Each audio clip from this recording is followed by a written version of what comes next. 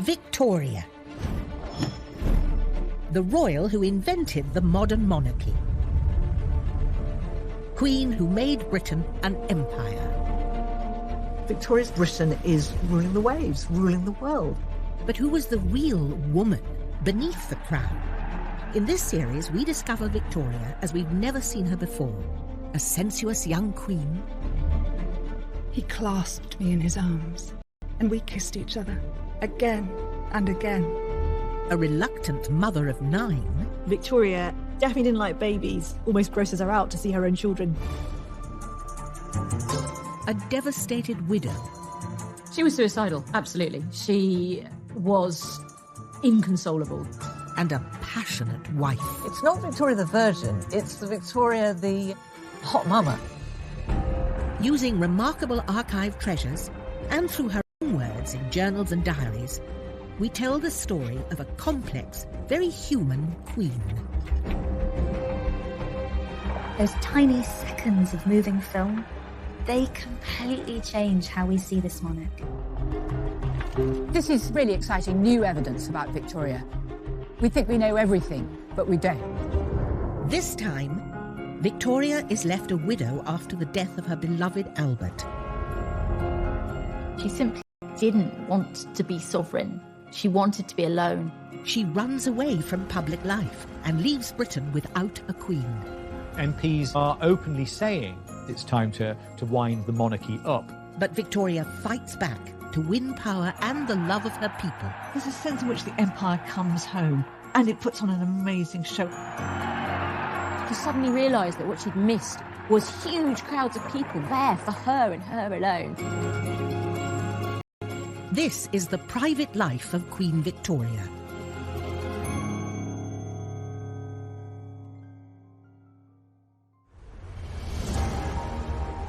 After 60 years on the throne, a regal Queen Victoria celebrated her Diamond Jubilee. Victoria was now the ruler of an empire that spanned the globe.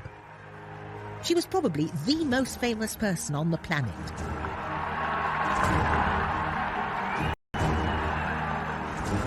A mother to 7 grown-up children, many married into Europe's leading royal dynasties. The 78-year-old monarch, loved by her people, waves at the cheering crowds on this summer day of 1897. She's smiling at people and she's laughing and she enjoys so much that connection with her public. Monarch and matriarch, she defined an era.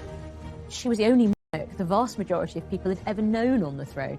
So I suppose it's a little bit like Queen Elizabeth today. Who among us can envisage a time when there isn't a Queen Elizabeth? Victoria was, in a very real sense, Britain. All vied with one another to give me a heartfelt, loyal and affectionate welcome. I was deeply touched and gratified. The Jubilee had been a moment of triumph. But after the death of her husband Albert 36 years earlier, it had seemed unlikely a day like this would ever come. The death of Albert on the 14th of December 1861 sent shockwaves through the country. In London, the bells of St. Paul's rang out, signalling a national crisis. Britain was in mourning for the prince. It was an absolute shock. The man was only 42. It's a little bit like Princess Diana's funeral. A sense that there's an absolute sea change, that something important has happened. And while the nation mourned, Victoria was tortured by grief. She had lost the love of her life, she'd lost her partner, her friend. In her diary, she wrote, "To lose one's partner in life is like losing half of one's body and soul. It's like death in life." She was suicidal. She was inconsolable. She couldn't use her legs. She stopped eating. The funeral at St. George's Chapel in Windsor was to be attended by dignitaries from around the world.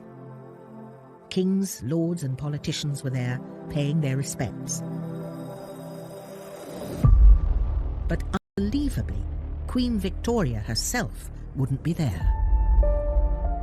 Women didn't go to funerals because there's a sense in which it's too upsetting for them.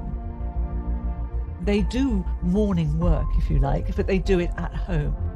And as a dutiful wife, Victoria followed convention. Victoria was a woman and she was expected to adhere to the norms of society. Women were seen as more hysterical, they were seen as more emotional, they were seen as much less rational. So, despite being ruler of the British Empire, doctors told Victoria to stay away from the funeral and go home. She travelled back to Osborne House on the Isle of Wight, 60 miles away from Windsor and the prying eyes of the public. Like it was business as usual. For the monarchy, it was considered essential to national morale. So this is from the Dundee Advertiser, Friday 20th of December, 1861. That the shock has not seriously affected the Queen's health will rejoice the heart of all her loving subjects. Indeed, so favourable is the state of her health considered to be that no further bulletins are to be issued. So basically what this is saying is, don't panic, Britain, the Queen is absolutely fine. Except we know she really, really wasn't. While she mourned on the Isle of Wight, the state funeral to bury her husband began at the chapel in Windsor.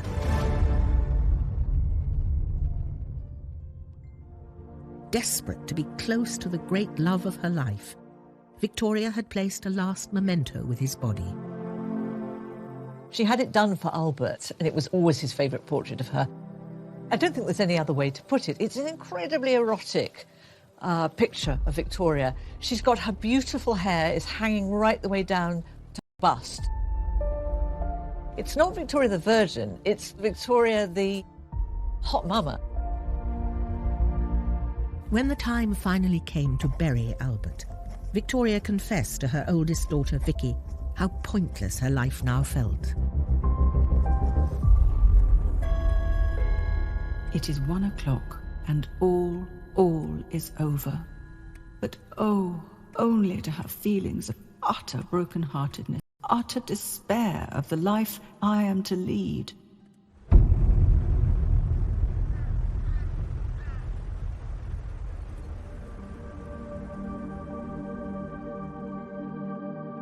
After Albert's death, Victoria stopped writing in the diary she'd kept since a child. Now, nearly 3 weeks later, she began writing again, but only to say how desperate she felt. I have been unable to write my journal since the day my beloved one left us, and with what a heavy, broken heart I enter on a new year without him. Victoria hadn't only lost her soulmate, but her great support, and now she'd have to manage alone, a widow queen without Albert by her side. She kept his room exactly as it was when he died, right down to the little glass that he'd used to take his medicine from. That remained in the room. The servants would come in every morning to lay out fresh towels, fresh clothes, and the hot water for him to shave with. The children were not expected to be merry and to do the sorts of things that children did, occupying her. Victoria and her family began an established phase of mourning. As a new widow, she'd follow an elaborate set of social rituals. There are prescribed periods of time for people to mourn. For widows, it's 2 years. If you have a lesser relation, then it's 6 months or it's a year. Everything becomes very, very set down. Funeral rites become a kind of performance. For this period of mourning, widow women were expected to only leave the house when they absolutely had to and stay out of kind of social events. So the dress had to be black, but also accessories, the handkerchief, the lace, the stockings, shoes, belt buckles, everything had to be black. Victoria's mourning wear became her signature look, like a uniform for facing her public without Albert. Victoria, although she initially announced she would wear mourning for at least 2 years, very quickly decided that she was going to wear deepest mourning for Albert for the rest of her life. She didn't want to surrender her grief because her grief became an expression of her love for Albert. It's how she defined herself. Grieving for Albert was now all Victoria cared about, despite her public duties. But his death meant that she was now left alone to rule. When Albert was around, she was eclipsed in terms of the position that she held, because he took over much of the direction of the monarchy. She'd effectively been indoctrinated, and so suddenly to be without this man who had persuaded her that she needed him, it was actually terrifying for Victoria. The amount of work which comes upon me is more than I can bear. I, who always hated business, have now nothing but that. Public and private, it falls upon me. Soon the pressure to be monarch and widow was too much. Victoria fled from Buckingham Palace and the scrutiny of public life to the remote Scottish Highlands, her special place to rest and retreat. But by doing it, she left Britain without a queen.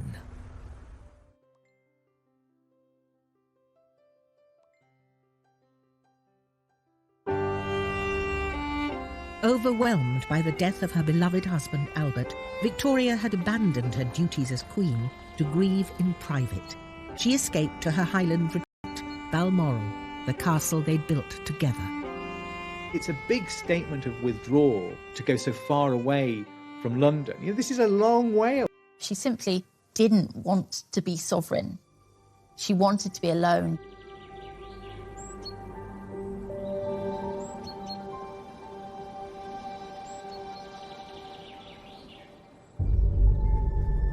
Balmoral gave Victoria the privacy she wanted, but it came at a cost.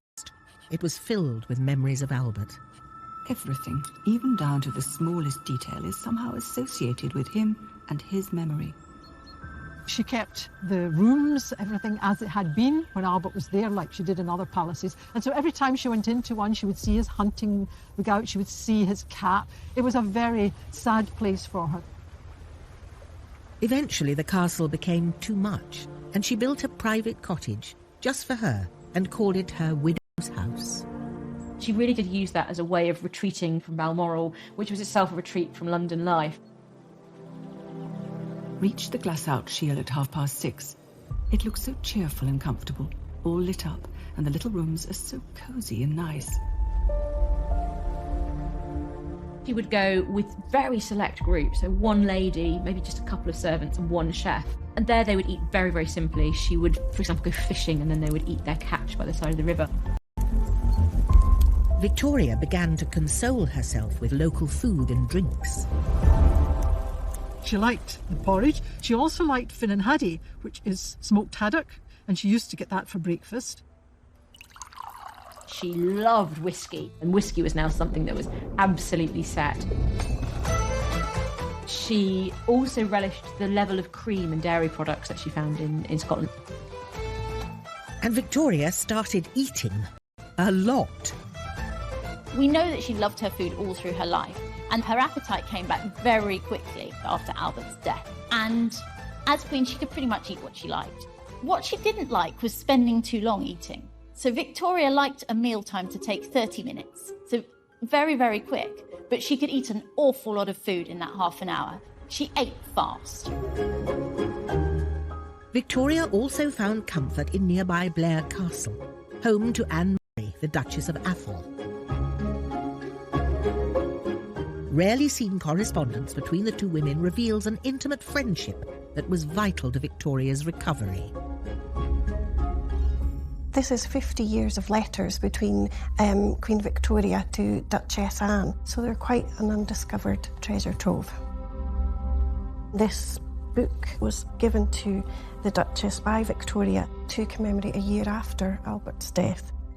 Along with that was sent this amazing and adored husband, December 14, 1861. I'll open it up, and still inside is a lock of Albert's hair. Not something I would send to my friend, but I think it highlights how close they were. Victoria kept an elaborate shrine of Albert for the rest of her life. She always carried a portrait of him and a lock of his hair with her. She even had a cast of his hand made.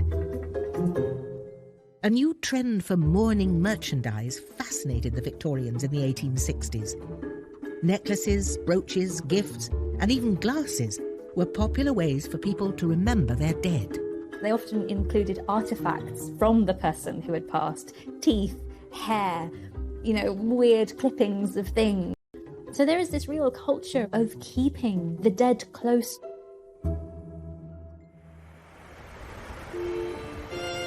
Victoria stayed in the Highlands well beyond her official 2-year period of mourning, returning only occasionally to Osborne House or Windsor to see the family. The magic of the Highlands and the escape from her public life and duty suited the Queen.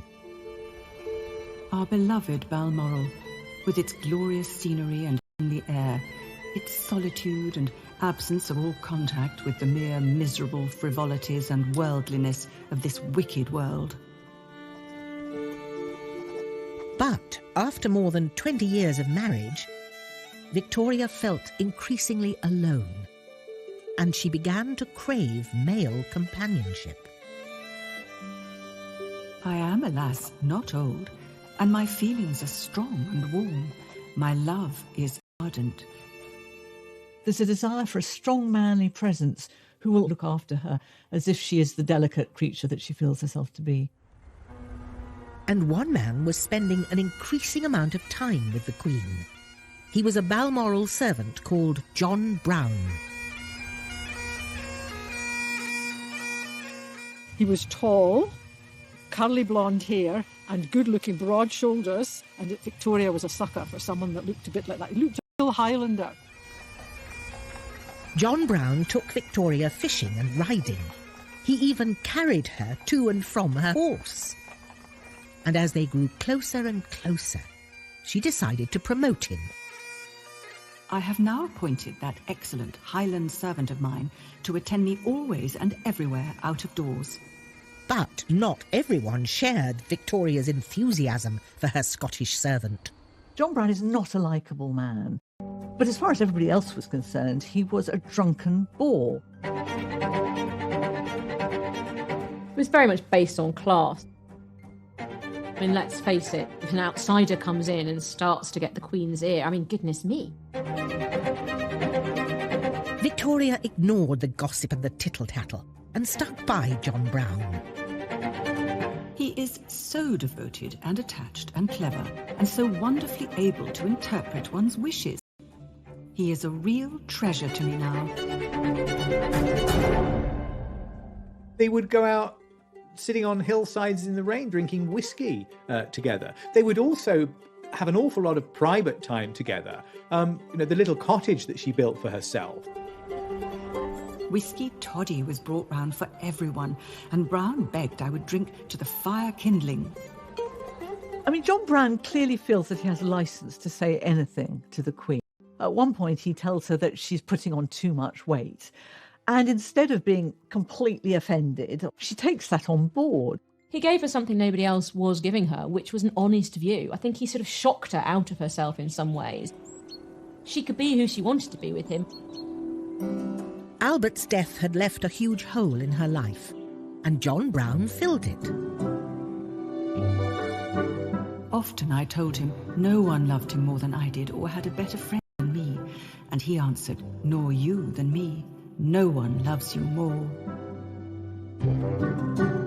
But questions persisted about the close nature of their relationship. The rumour mill went into overdrive, and there was only one thing on everyone's mind. When people talk about the John Brown thing, the thing they always fixate on is sex. They really feel that she is probably shacked up with John Brown, having delicious Highland sex. I mean, people's fantasies run riot. We thought she was in mourning. We thought she did nothing but weep over Prince Albert. It turns out that she's been having a very nice life, thank you very much, in secret. Victoria's retreat from public view lasted for much longer than the 2 years people were expecting. and her constant refusal to take part in public ceremonies was causing concern. As if to reassure the nation that she was a dutiful queen, she commissioned Sir Edward Landseer to paint a portrait of her as a widow. But the painting didn't have the desired effect. In fact, it backfired, and when it was shown, her popularity took another dive. So this painting failed because it's trying to say so much, but it isn't answering the question that's being asked. She's for abandonment of duty. She tries to signal her continuing work in a series of ways in this painting. She's working on matters of state. She has her letter in her hand. She has stopped to deal with this rather urgent matter mid-pony rides because it's so important, the work that she is getting on with. She also suggests that she's keeping up with her motherly work. We have an image of 2 of her daughters very content in the background. But the public didn't want a painting. They wanted to see their queen in person. By the mid-1860s, her ministers and even her own family were becoming frantic about her absence. And people started to ask, was she even fit to rule?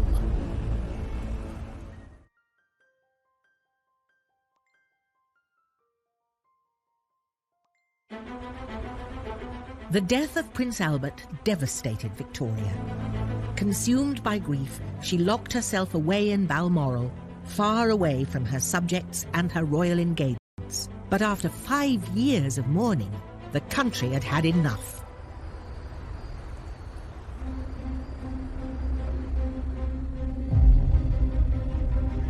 Basically what's happening here is that Victoria is doing what she wants to do, and she's using her grief as a weapon.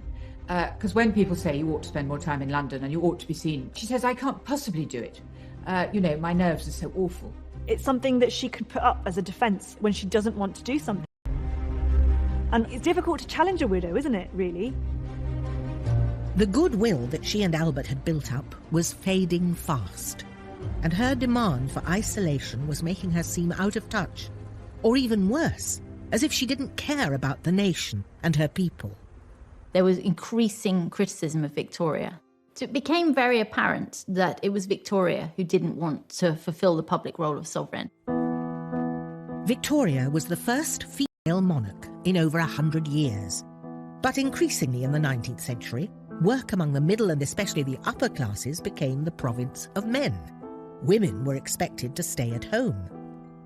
People felt unsure about Victoria's ability to be a woman, a mother, and a queen all at the same time. It reanimates, I think, all those anxieties from the beginning of the reign, which is this is what happens when you have a queen rather than a king. If you have a king, he will have certain constitutional duties and he will feel obliged to do them. He may do them badly, but he will feel obliged. The queen will somehow invoke her right to be a private woman, to be a mourning widow, to be just not able to cope at the moment, will be allowed to be a woman at home. And there's a real sense in which, duties was helping to fuel a new and energised clamour to get rid of the monarch. There are radical politicians, MPs in Parliament, who are openly saying that perhaps it's time to wind the monarchy up. Yet Victoria remained hidden away in Balmoral, dressed in her black dresses, stubbornly refusing to carry out the duties of state. Victoria very much ignored the problem. She didn't want to be told that her conduct was causing her unpopularity. A rare diary, kept in the Royal College of Physicians in London, reveals how the Queen's inner circle felt about her behaviour. The journal belongs to Sir James Clark, the Queen's doctor and confidant, and it shows how concerned he was about her. This is what Sir James Clark wrote in his memoir in December 1865. He's talking here about Prince Albert. And he says, by his premature death, the prospects of the monarchy are bad indeed. No one who knows the character of the Queen and the heir apparent can look forward to the future without seeing troubles in that quarter before us. Sir James Clark here is giving an incredibly pessimistic prediction for the future of the monarchy. He's anticipating political criticism of the monarchy, possibly that she is not giving the taxpayer any value for money. And the fact that this man is making comments that are not entirely loyal, or at least that are not supportive, I think shows really how serious the situation had become. After almost 6 years trying to avoid the public and her official duties, the Queen relented and agreed to open Parliament in 1867. And the weather that day seemed to reflect her mood. It poured, and the poor people, of whom there were great numbers out, must have got very wet. But when she came face to face with her people, she didn't get the reception she'd hoped for. She probably expected that the crowds would be glad to see her, but she was very, very shocked that she was hissed by the crowds. She'd never had that before. Altogether, I regret I went. There were many nasty faces, and I felt it painfully. At such times, the sovereign should not be there. The incident made Victoria realise that her relationship with the public was broken, and that she had to find a way to reconnect with her subjects. She decided against giving a speech or organising a public event. Instead, leaves from the Journal of Our Lives in the Highlands. It was a series of extracts from her diaries covering the time she spent hidden away in Scotland. The idea was that this would explain her absence, give the public the chance to understand why she needed to get away, and hopefully encourage them to forgive her.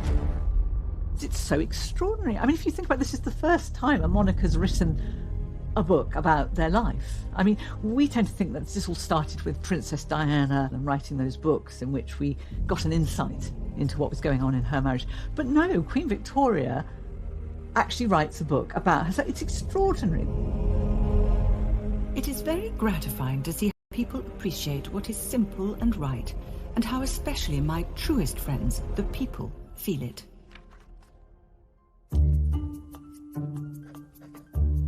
Victoria was really proud of her book and wanted to show it off to those she admired, particularly her favourite writer, Charles Dickens. He agrees to meet her, and she very coyly gives him a copy of her book and says something along the lines of, "Mr. Dickens, I know I'm not really a patch on you, but, please accept this." And he has to do a sort of smirk through gritted teeth. But he thinks the book is, he calls it preposterous. Although Dickens was not a fan of the book, the public snapped it up, and it sold more than 18,000 copies. The letters flow in, saying how much more than ever I shall be loved, now that I'm understood. Her book had achieved its objective. Victoria was back, and she intended to seize this new goodwill and run with it. But in 1871, just as she was getting back on her feet, she received devastating news.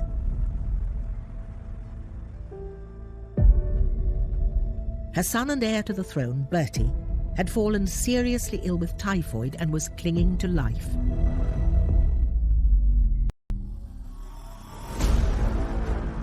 Typhoid was a waterborne disease and was common in Victorian Britain. It claimed thousands of lives each year. It hit working classes the hardest, those with poor access to clean water, but it didn't spare the royal family.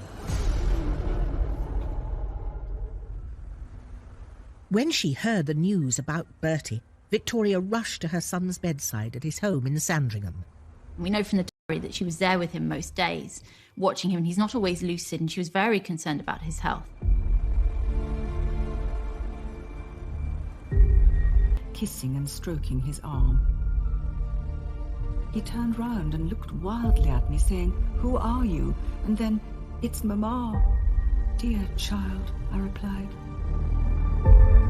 To make things even harder for Victoria, Bertie's illness coincided with the anniversary of Albert's death. It looks as though Edward may die on the very day that Albert died. It's exactly 10 years. There starts to feel something very, very mythic about it, as though this is how the gods are going to play out this game. Petrified, all Victoria could do was wait as the deadly disease ran its course. Outside the palace, the nation was also waiting and watching, desperate for news of the future heir. And as they waited, what they saw was their queen as a caring mother, tending to the needs of her sick child. By looking after Bertie, she was looking after both her son and her heir, and that was the work of both the queen and the mother. And so this was her being sort of constantly there. It really touched a lot of people. Finally, on the anniversary of Albert's death, Victoria received some good news.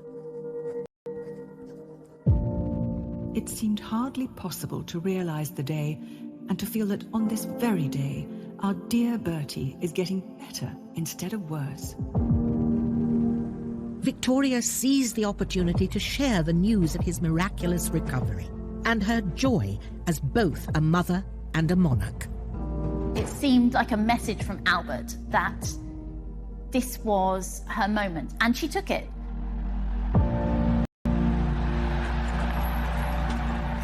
A couple of months later, Victoria travelled in an open carriage to St Paul's Cathedral with a fully recovered Bertie by her side. An estimated crowd of 13,000 people were waiting for them to help them celebrate a grand Thanksgiving ceremony for Bertie's recovery. After 10 years of near absence from public life, the Queen was finally ready for her big comeback.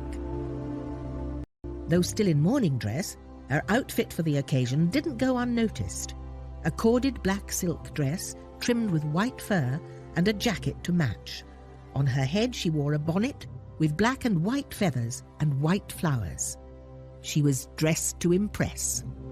Victoria took a central role.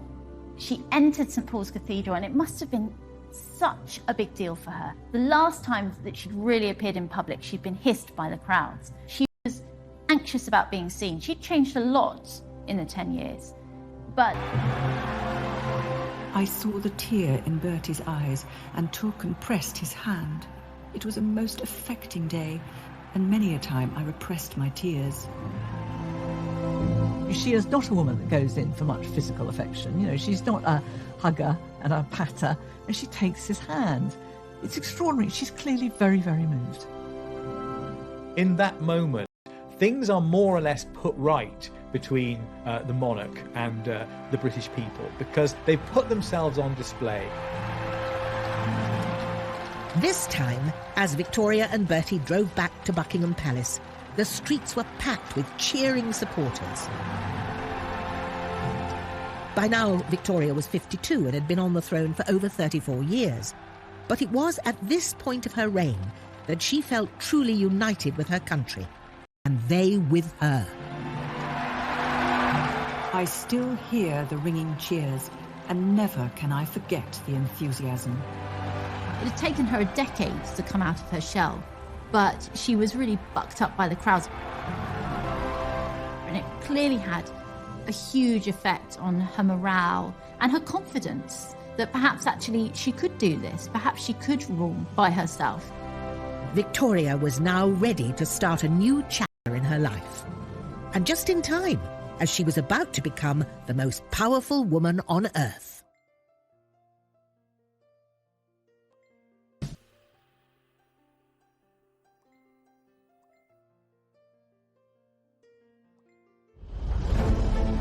After a decade of self-imposed isolation, mourning for her lost husband, Queen Victoria was back and reunited with her people.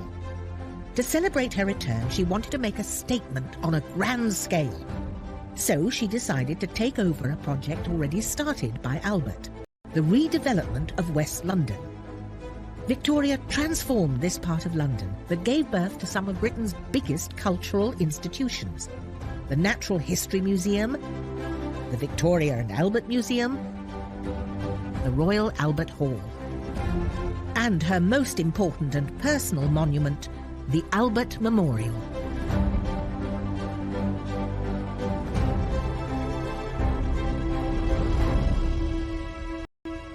After the dreadful calamity of December the 14th, I desired that dearest Albert's statue should surmount it. Victoria inaugurated the Albert Memorial in 1872, and its design was her husband as she remembered him. The memorial is really magnificent. The bronze figures and mosaics are all beautifully executed.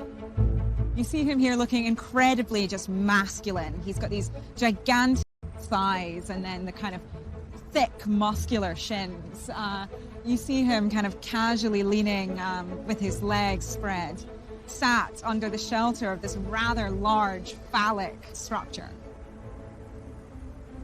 The memorial commemorated her great love, but it was time for her to move on. By this point in her reign, Victoria had been queen without Albert for almost as long as she'd ruled with him. The support of her people now gave her the confidence to shape her own destiny. And by placing the continents around the memorial, she was making the point that she was a powerful global ruler. So this is the British imperial moment. This is the moment where Britain goes from being a northern European country to being this vast global power. During Victoria's reign, stretching from Canada to Australia and Africa, it was said that the sun never set on the British Empire. And Victoria was at its head. The 1870s are really a time where England and London are becoming really confident in their power and their success and their cultural influence. So it's a time of great fashion, it's a time of great music and excitement and arts and culture. And so there's this real belief that the empire is doing an awful lot of good for the people at home. There was one country in the empire that was having a particularly strong influence on Victoria: India. I saw Lady Napier, who talked very pleasantly of India, of the climate, of the natives, their intelligence and faithfulness, etc. For Victoria, India was this far-off, exotic place. She would never visit India, but she was fascinated by the clothing, by the culture, by the art, by the people. You see that slowly throughout her journals then, from that period onwards, that she talks about our Indian empire, our Indian territories, my subjects in India. So she's already internalized this idea that this is her domain. Victoria had overcome the death of Albert. She was now queen of the world's largest empire, but that wasn't enough. She wanted more. Vicky, her daughter, has become Empress of Prussia, and there's something about that Empress that really sticks in Victoria's craw. She thinks, Empress, that sounds a bit grander than being queen. I think I should be Empress. Luckily for Victoria, there was a new leader in number 10, one who would help her realise her ambition: Prime Minister Benjamin Disraeli. He loves Victoria, and he knows exactly how to play Victoria. He's a bit of a flirt. He almost gives the impression of being a little bit in love with her. And I think there's a bit of Victoria that still likes the idea of men being in love with her. I think the present man will do very well and will be particularly loyal and anxious to please me in every way. With the help of Disraeli, Victoria achieved what she wanted. She was officially proclaimed Empress of India on the 1st of May 1876. An event widely celebrated there. My thoughts much too taken up with the great event at Delhi today, and in India generally, where I am being proclaimed Empress of India. The Empress title meant a lot to her because empresses trump queens, which meant that she now had the same status as her daughter. In fact, arguably greater status, because Empress is to press to make her recover that joy she felt when she first became queen. So it's a way of sort of reigniting that spark, that flame in your monarch. A new reign.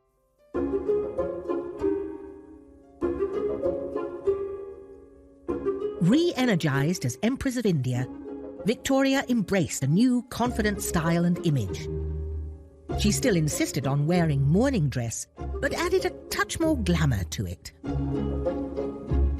In the earliest widow's wear, she wears these very plain, very harsh dresses, completely black down to the details and very little ornament. And there's something so heavy.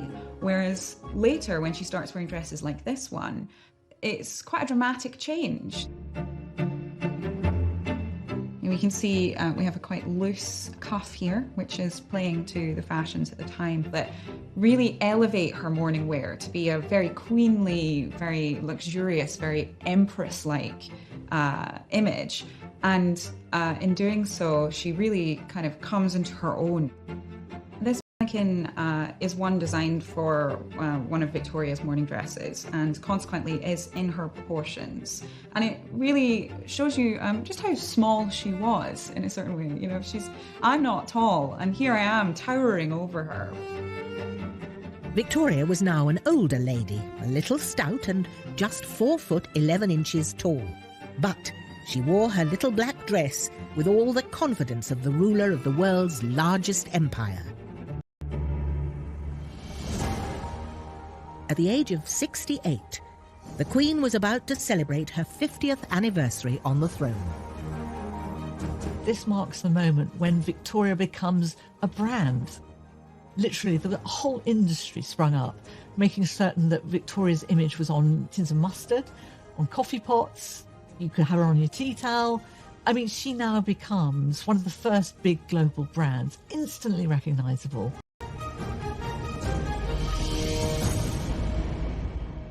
But while the whole world was getting excited about the Jubilee preparations, Victoria wasn't in the mood to celebrate. The day has come and I am alone. I am writing after a very fatiguing day in the garden at Buckingham Palace, where I used to sit so often in former happy days. Victoria's devoted and dear servant, John Brown, had died. I miss my faithful, kind friend and constant companion. Victoria agreed to go ahead with the Jubilee despite her grief, but only on her own to be wearing a crown. She had always disliked wearing crowns. They were just heavy and really uncomfortable. I mean, if you look at it, it's solid metal. They weigh a lot. If you try one on, it's really hard to keep your neck up. The powers that be at Westminster, they want to make the Jubilee something to show off to the world. And they tell her that the empire cannot be represented by a bonnet. You have to wear a crown. So the compromise ended up that she commissioned a kind of imperial crown that was much smaller and weighed much less. And she could kind of combine her morning dress with her imperial empress crown, and then she had her wedding lace. And in doing so, she was the wife and the widow and the queen and the empress, all in that one outfit. As people flocked from all over the empire to cheer their empress, London was transformed. For the first time, Britons get a sense of what empire looks like, what it means. It's not just a question of having goods coming in and goods going out. There are people out there. There are extraordinary people who look different from Britain, have different skin colour, different facial features. There's a sense in which the empire comes home, and it puts on an amazing show. And for that moment, you get a sense of the sheer scale of what Britain has managed to achieve. And the Queen's earlier reluctance about the event soon disappeared.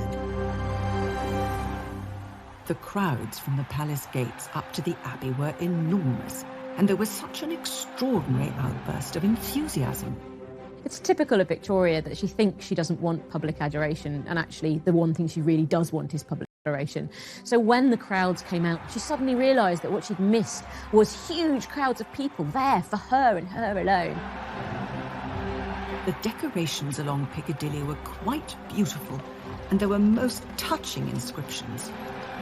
Victoria's always a sucker for love. That sense of, they like me, no, they love me, was absolutely intoxicating to her. This never-to-be-forgotten day will always leave the most gratifying and heart-stirring memories. The Queen had fought back. Once again, she had power and popularity.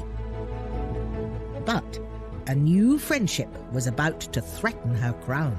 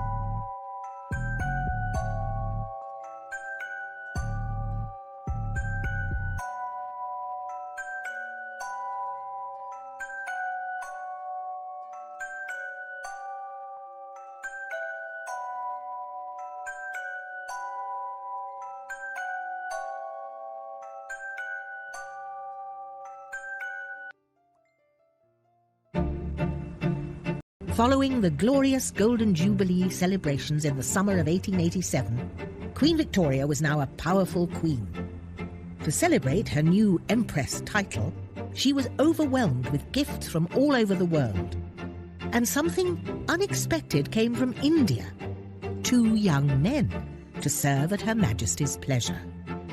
They are dressed to the nines, have these grand turbans, and their sole purpose is to stand behind her and sort of represent the Indian Empire. The 2 new servants, before they serve, they come and they kiss her feet. And Abdul Karim, he's been told that you have to walk backwards, you must not look at the Queen. And of course, what do you do when you're told don't look up? He looks up. The one, Mohammed Baksh, very dark, with a very smiling expression, has been a servant before. And the other, much younger, called Abdul Karim, much lighter, tall, and with a fine, serious countenance. She dismisses Baksh in one sentence and writes a lot more about Karim. So we know right from the start, he's got her eye.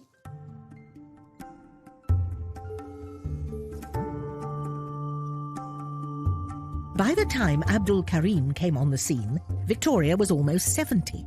But despite her age, she was longing for someone to love.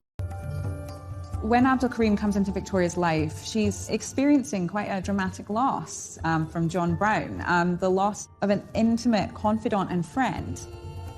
Quite quickly, as he and Victoria begin to communicate, and she sees that he is somebody who's clever and educated and talented and skilled, but also becomes quite attracted to his personality. It looked as if Abdul could become the latest in line of Victoria's male companions. To keep him close to her, she decided to take Urdu lessons from him, and she promoted him to be her personal secretary, or munshi in Urdu.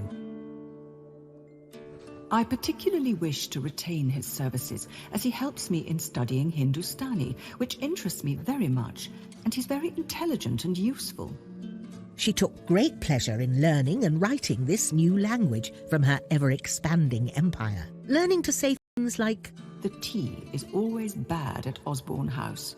The egg is not boiled enough." She got off on the fact that she could learn something new, even at a relatively advanced age. And he was someone who thrilled her with his exoticism, with his words, with his personality. He tells her about, the heat and dust, the color, the festivals, the spices.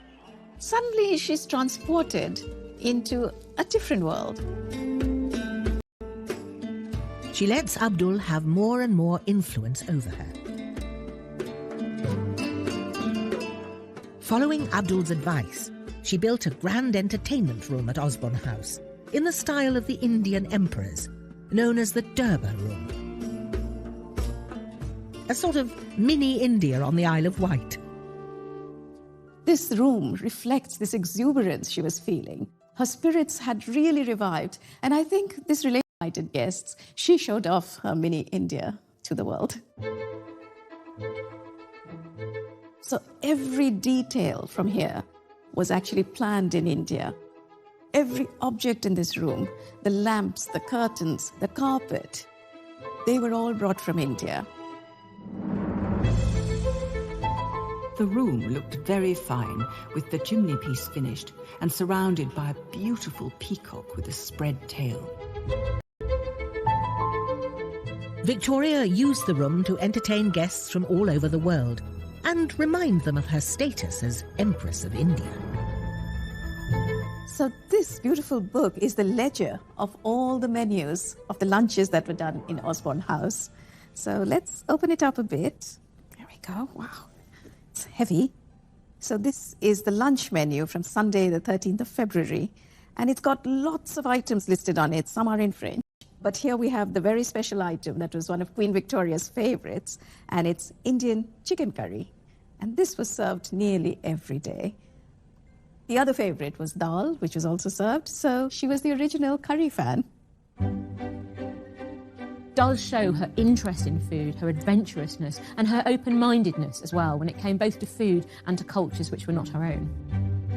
Victoria loved her food, and her new fondness for curry became a national obsession. We do see that real curries, that real taste, real spice, how to cook them, starts to make its way from Victoria's court out into the general public. And people like Eliza Acton, who publishes a very famous cookbook for housewives, especially for middle-class housewives, starts to include recipes for how to make your own curry. While Victoria was enjoying eating curries and spending time with Abdul, friendship didn't go down well with the rest of the court. It crosses so many taboos. He's much younger than her, he's very lowly born, and of course he's of a different ethnic background. I mean, that is so shocking to people. He was hated by the court, both because of racism, but also because of classism. He was seen as having undue influence on the Queen. In many ways, these were all the arguments that had been rehearsed with John Brown, but now added into that was this real nasty element of racism as well. Once again, Victoria's personal life threatened her position as Queen. Soon, even her own children joined the conspiracy and turned against her.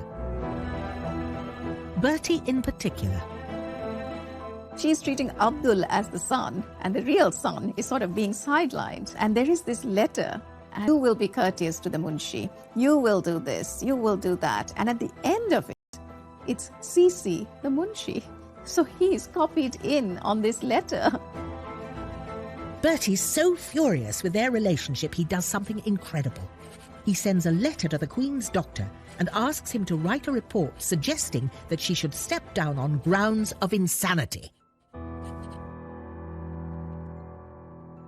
Well, Queen Victoria is Queen Victoria.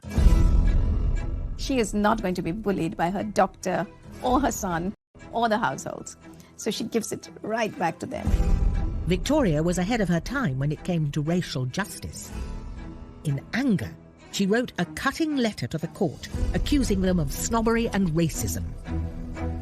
The Queen would wish to observe that to make out the poor, good Munshi is so low is really outrageous, and in a country like England, quite out of place. Victoria, even in her old age, is a feisty woman. I think she is enjoying this, this clash she's having with her son, with the household. It's giving her a lot of energy. Victoria won the fight and kept Abdul by her side for the rest of her life. To her family and her nation, the feisty Queen seemed tireless and eternal.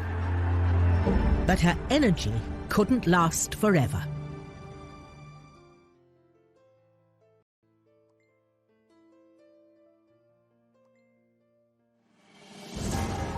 At the turn of the 20th century, Queen Victoria became the longest-serving monarch Britain had ever seen, as she celebrated over 60 years on the throne. Now approaching 80, she had an astonishing 42 grandchildren. She was fully embracing the image of grandmother to her family and her nation. And was enjoying unprecedented popularity.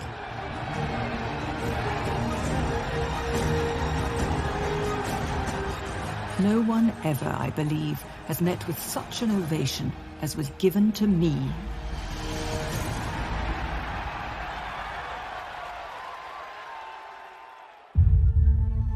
Finally, she was successfully combining her roles as monarch and matriarch. There's a new way of being queen. She's freer now as an elderly woman. There's nothing is expected of her. All the early battles are won, and there's a sense in which all she has to do now is relax and claim that popularity. Some remarkable footage taken during a visit to Dublin. What we have here is truly amazing. She's an old woman, but she's still engaging with the crowds. She's seen so many crowds during her lifetime, but their love continues to please her. I can never forget the really wild enthusiasm and affectionate loyalty displayed by all. Those tiny seconds of moving film, they completely change how we see this monarch. She's not dull and boring and a woman trapped in grief who has no joy in life. She's someone who loves the people that are around her and connects to them in a very human way. By this point in Victoria's life, she has already defined an era. She has spanned a century almost. Even by this stage, people know it as the Victorian era. She's an icon. Victoria is so fascinating because her life was so long and so much happened within it. It was a very influential era, the Victorian era. I mean, we went from essentially an agrarian economy with limited industrialisation to something very much more akin to the modern world we see today. Britain found it impossible to imagine a world without Victoria because she had always been there. So in a sense, it's not just that she becomes part of the furniture, she kind of is the world. But the world was about to crumble. As the winter of 1900 approached, only a few months after her Dublin visit, Victoria started to feel ill.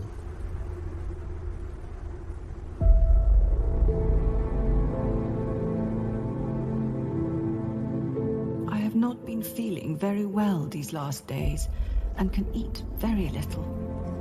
She was starting to lose her appetite, and that was a really big sign. Even she recognised that something was wrong. This was a queen who had always eaten and eaten well. The sitting through meals, unable to eat anything, is most trying. The Queen was exhausted. She left Windsor and went to rest at Osborne House. She continued keeping her diary until she physically couldn't. On the 13th of January 1901, after 69 years of almost uninterrupted journaling, a diminished Victoria dictated her last diary entry to her daughter. Had a fair night, but was a little wakeful. Got up earlier and had some milk. At 5:30 went down to the drawing room, where a short service was held. A week later, on the 22nd of January 1901, Victoria was lying in bed. She couldn't believe the end was coming. I don't want to die yet. There are several things I want to arrange. She died a lot and kept coming back to life. So in the morning they thought they were going to lose her as she slipped slowly to what looked like a final coma. But no, she fought her way back again. She even signed some letters and had something to eat. You really do get a sense of a queen who still sees that there is life to be lived and isn't willing to stop living it yet. But that same day, at 6:30 p.m, Victoria whispered her final words. Interestingly, her last words are supposed to be Bertie. We don't know if that was said in sorrow, anger. I think it's very, very telling because she knows now this young man, now actually 59, is the way forward.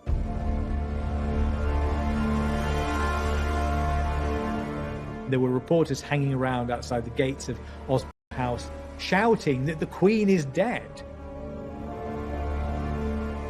The news of the Queen's death shook the world.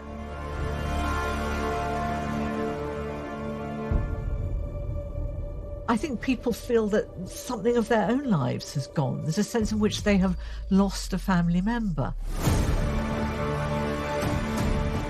The nation isn't sure that it can cope without its grandmother. The nation is asking itself, what will become of us?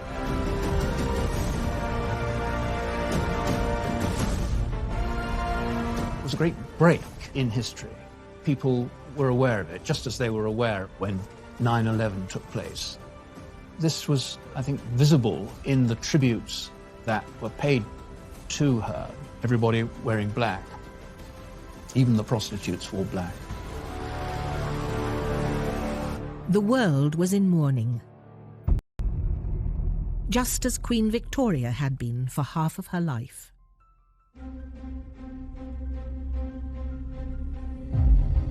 Victoria was the queen who defined herself by her widowhood.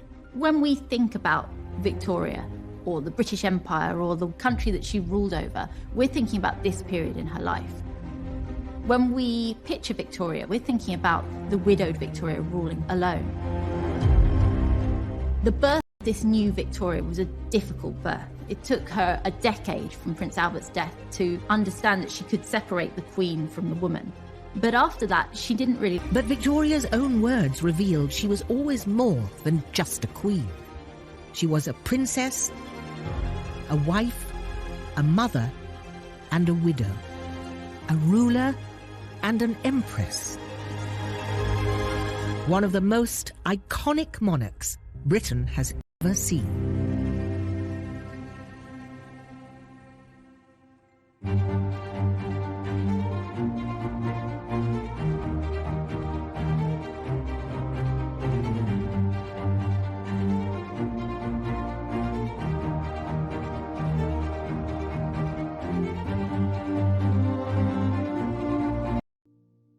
After Albert's death, Victoria stopped writing in the diary she'd kept since a child. Now, nearly 3 weeks later, she began writing again, but only to say how desperate she felt. I have been unable to write my journal since the day my beloved one left us, and with what a heavy, broken heart I enter on a new year without him. Victoria hadn't only lost her soulmate, but her great support, and now she'd have to manage alone.